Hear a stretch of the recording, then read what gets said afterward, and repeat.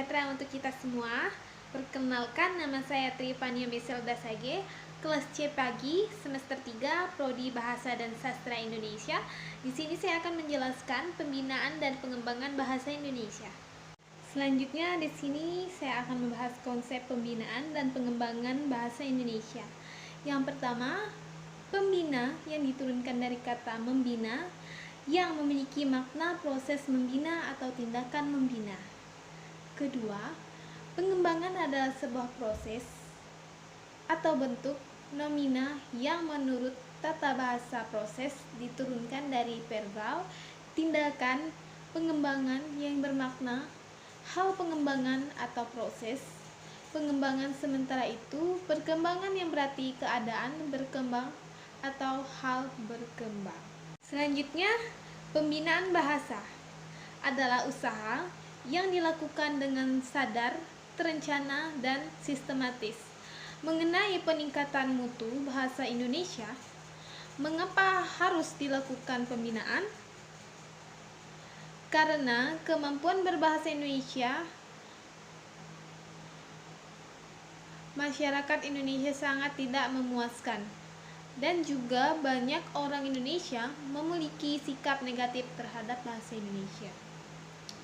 Dan komponen dalam pembinaan bahasa Indonesia, yang pertama, masyarakat Indonesia yang akan dibina. Kedua, proses pembinaan. Ketiga, hasil pembinaan. Keempat, perangkat pembinaan. Kelima, keadaan dalam masyarakat yang akan dibina.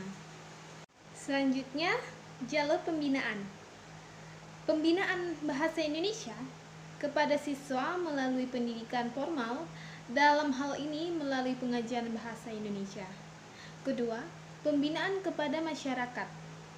Masyarakat umum melalui jalur penyuluhan, materi penyuluhan, tata bunyi, ejaan, morfologi, sintaksis, dan diksi. Selanjutnya kita masuk di pengembangan. Pengembangan bahasa memiliki arti proses mengembangkan bahasa atau tindakan pengembangan bahasa. Pertama, alasan pengembangan bahasa Indonesia. Bahasa Indonesia memiliki situs politik, yaitu sebagai bahasa nasional, bahasa persatuan, dan bahasa negara. Selanjutnya kita lanjut di pengembangan.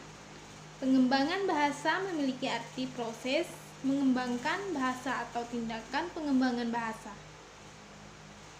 Berikutnya, alasan pengembangan bahasa Indonesia. Yang pertama adalah bahasa Indonesia memiliki situs politik, yaitu sebagai bahasa nasional, bahasa persatuan, dan bahasa negara. Selanjutnya kita masuk di tujuan pengembangan.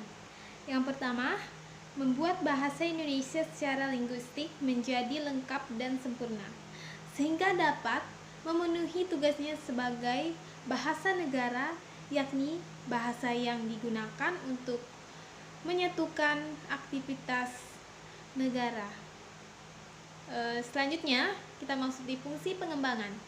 Yang pertama, mengarahkan bahasa Indonesia menjadi bahasa yang satu.